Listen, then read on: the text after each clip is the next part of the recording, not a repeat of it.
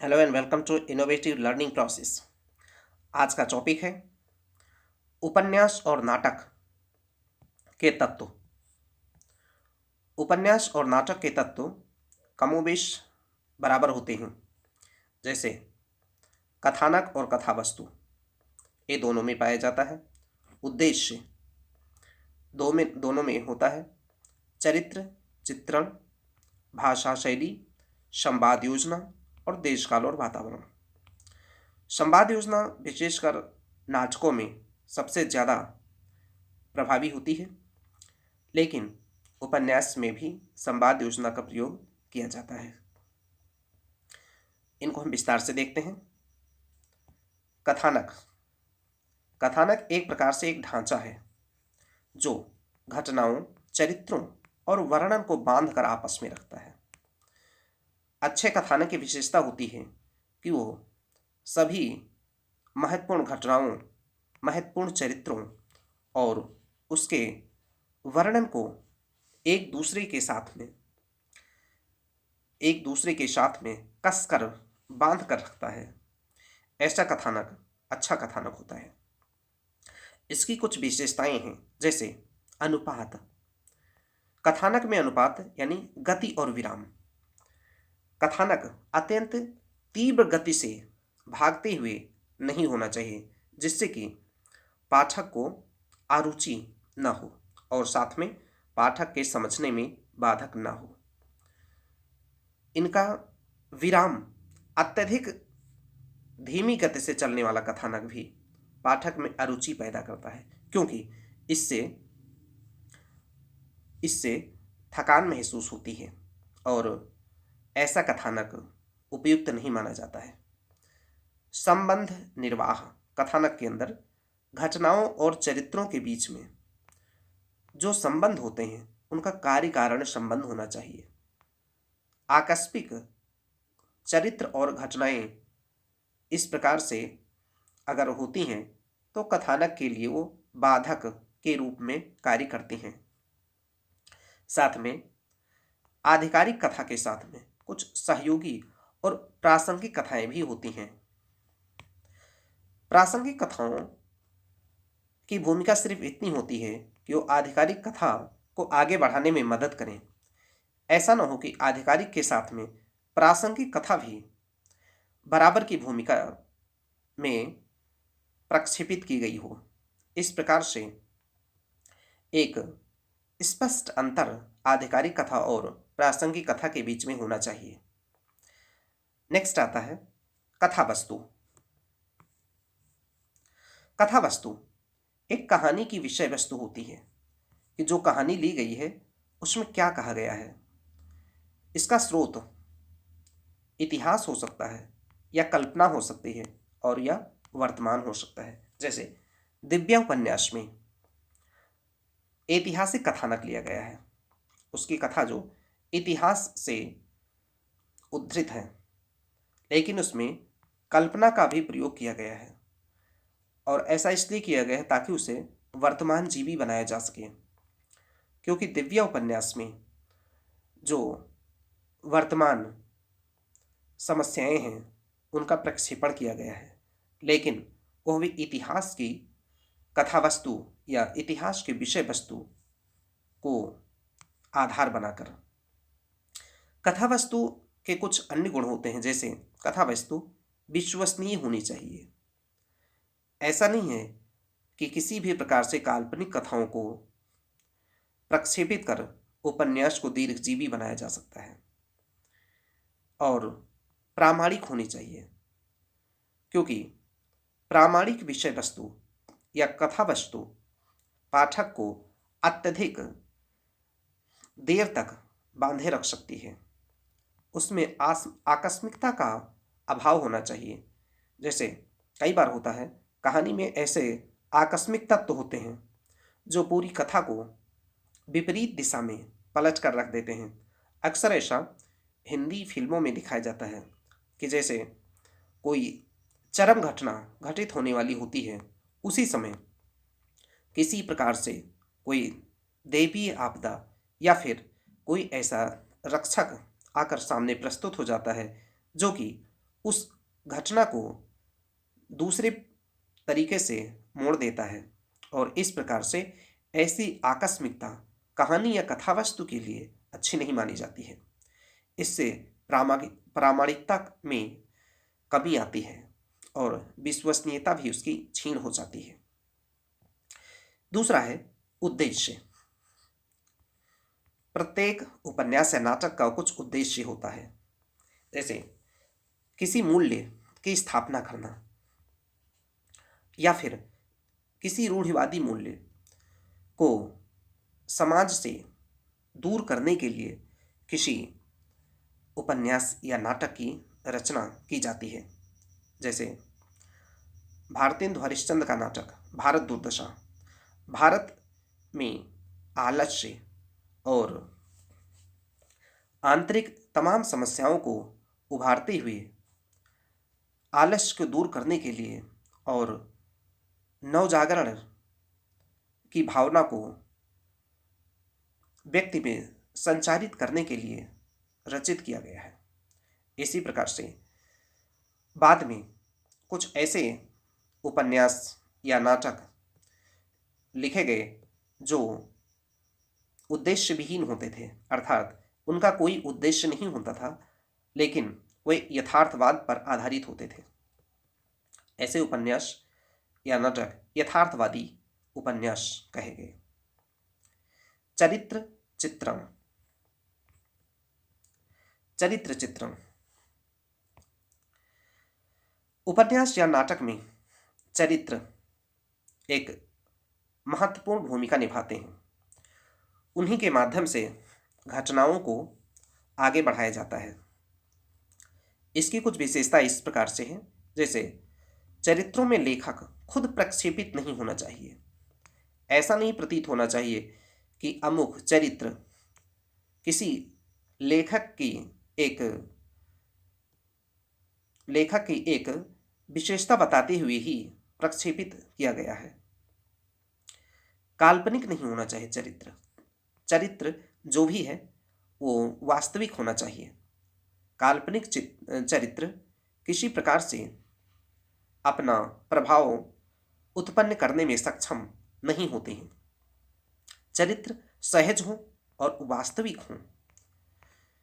सहज का अर्थ है कि वो उसमें बनावट नहीं होनी चाहिए। जिस प्रकार से एक आम जनमानस में एक व्यक्ति सहज रूप से अपना जीवन व्यतीत करता है, उसी प्रकार से उनके क्रियाकलाप होने चाहिए। साथ में संश्लिष्ट चरित्र संश्लिष्ट होना चाहिए। चरित्र एकाकी नहीं होना चाहिए। उसमें अच्छाई और बुराई दोनों का एक समावेश होना चाहिए। लेखक की कठपुतली नहीं होना चाहिए, लेखक के हाथ की। अर्थात किसी भी चरित्र में लेखक की संपूर्ण वे विशेषताएं जो लेखक की अपनी हैं वैसा प्रक्षेपित नहीं होना चाहिए। उसके अपने पद, अपनी प्रतिष्ठा, अपने सामाजिक, आर्थिक और राजनैतिक स्थिति को देखते हुए उस चरित्र का चित्रण किया जाना चाहिए। बाह्य और आंतरिक पक्ष भी चरित्र का दिखाया जाना जरूरी होता है। केवल बाह्य पक्ष ही पर्याप्त नहीं होता है, उसके आंतरिक पक्ष यानी मनोविश्लेषणात्मक पक्ष को भी दिखाया जाना चाहिए। चरित्र चित्रण की शैली कई प्रकार से होती है। जैसे चरित्रों की विशेषता बताने के लिए कुछ चरित्र स्वयं अपनी विशेषता बताते हुए चलते हैं और कुछ ऐसे चरित्र होते हैं जो दूसरों के द्वारा जिनकी विशेषता बताई जाती है। जैसे दमड़ी बसोर का कथन है गोदान में कि यह जो औरत है ना, यह बड़ी नाकिस जाति की है। अर्थात एक चरित्र की विशेषता दूसरा चरित्र बता रहा है। और एक तरीका होता है कि लेखक जब स्वयं चरित्र की विशेषता बताए, लेकिन यह उतना प्रभावी नहीं होता है। साथ में स्थिति और परिस्थिति से भी चरित्रों का एक मूल्यांकन या उनकी विशेषता को प्रकट किया जाता है। इन चारों शैलियों में जो स्थिति और परिस्थिति से उत्पन्न चारित्रिक विशेषताएं आविर्भूत होती हैं वो सर्वोत्कृष्ट मानी जाती हैं। भाषा। उपन्यास में या नाटक में कुछ शब्दावली होती हैं, जैसे तद्भव, तद्भव या तत्सम या देशज या मुहावरे और लोकोक्तियों की शैली। तद्भव वे शब्द होते हैं जो संस्कृत के शब्दों से उत्पन्न होते हैं, जैसे हस्त का हाथ। तत्सम वे शब्द होते हैं जो संस्कृत की शब्दावली से ही बने होते हैं, जैसे हस्त। देशज वे शब्द होते हैं जिनका तद्भव और तत्सम के कोई संबंध नहीं होता है और ये काल विशेष में और स्थान विशेष में उत्पन्न होने वाले शब्द होते हैं। जैसे गंगा यमुना की संस्कृति के अंदर कुछ जो शब्द उत्पन्न हुए हैं वे सर्वथा अमेजन बेसिन के जो सभ्यताएं हैं वहाँ के शब्दों से कुछ अलग हो सकती हैं। ऐसे शब्द देशज शब्द कहलाते हैं। भाषा में मुहावरे और लोकोक्तियों का प्रयोग। मुहावरे और लोकोक्तियों के प्रयोग से अपना कथन अत्यधिक सार्थक लगने लगता है। इस प्रकार से मुहावरे और लोकोक्ति के द्वारा जो लेखक के अभिप्राय हैं वो अत्यधिक प्रभावी ढंग से व्यक्त किए जा सकते हैं।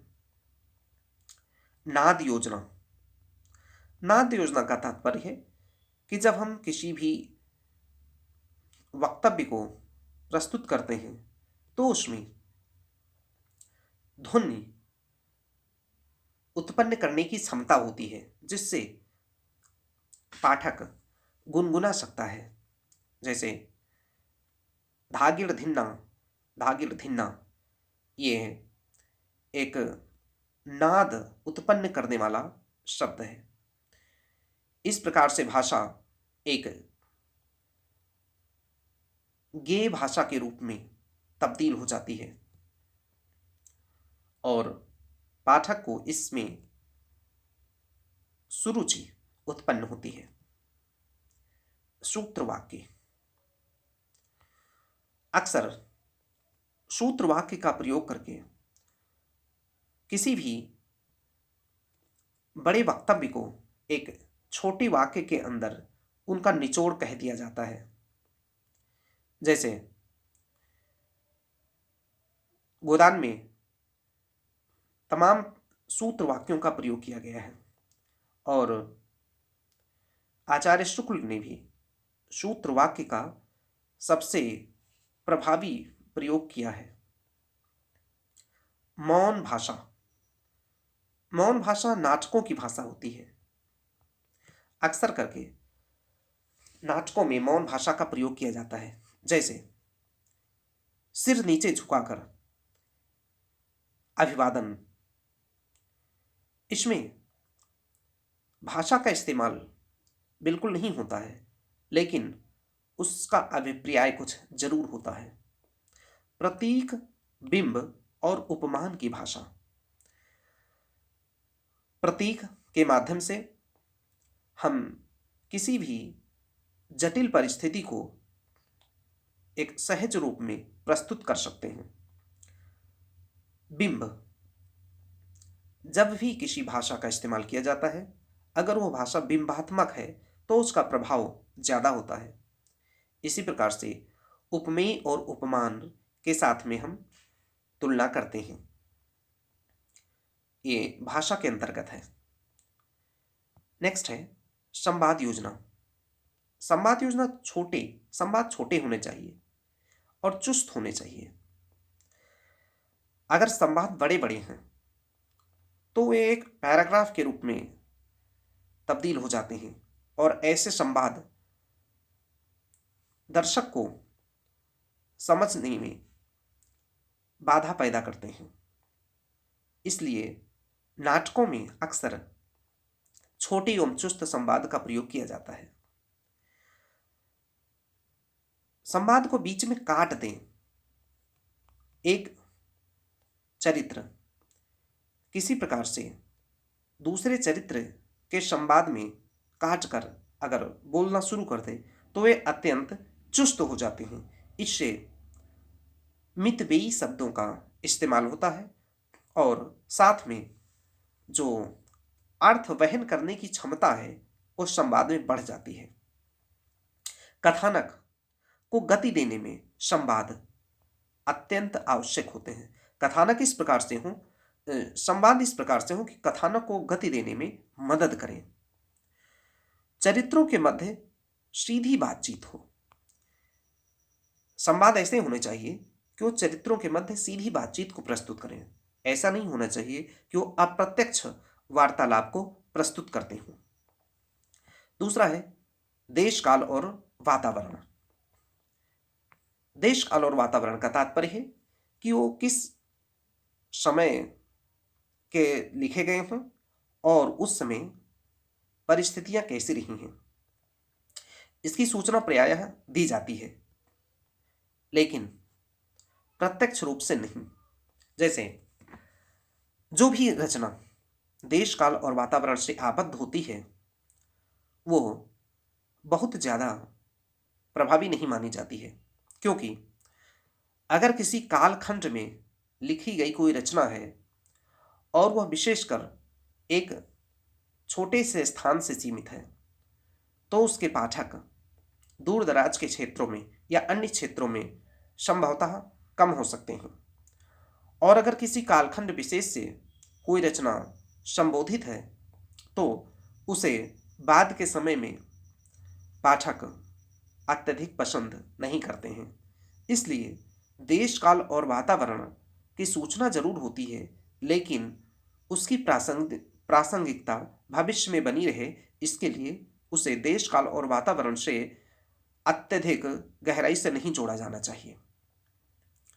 जैसे गोदान उपन्यास के बारे में प्रेमचंद ने लिखा है कि यह अवध प्रांत के सिमरी और बेलारी अवध प्रांत के गांव हैं। इसमें जिले बताने की आवश्यकता नहीं है। यानी कि एक प्रतीक के तौर पर एक ग्रामीण पृष्ठभूमि को एक प्रतीक मानकर रचना का निर्माण किया जाता है। देशकाल और वातावरण में हम वातावरण में प्राकृतिक वातावरण के साथ साथ में सामाजिक, राजनीतिक, सांस्कृतिक, आर्थिक सभी प्रकार के वातावरण को हम शामिल करते हैं ताकि रचना दीर्घजीवी हो सके और रचना का प्रभाव बाद तक भी महसूस किया जा सके।